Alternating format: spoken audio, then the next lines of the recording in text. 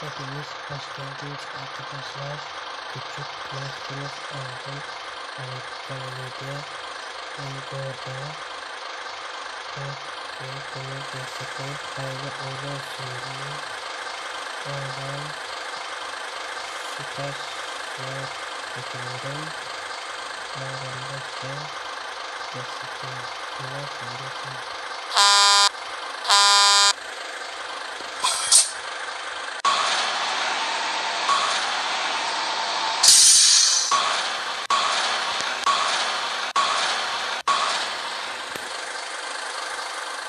Arkadaşlar görüyorsunuz.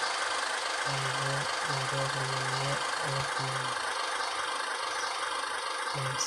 Smash küçük oldum. Hayırlı uğurlu olsun demeyi unutmayın.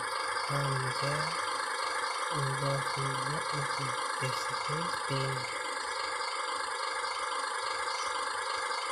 Evet, grubun adını görüyorsunuz.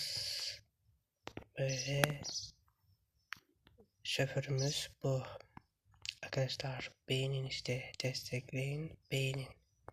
Mercedes, küçük Mercedes aldım. Görüyorsunuz. Hayırlı olsun demeyi unutmayın. Tekrardan görüşmek üzere. Bay bay. Evet, bir konumuza selam çakalım. Hemen binsin. Böyle gidiyoruz. Bir dakika arkadaşlar binsin.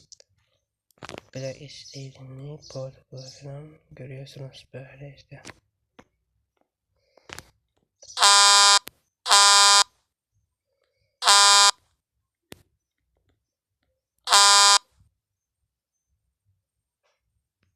Evet, görüşmek üzere. Bay bay.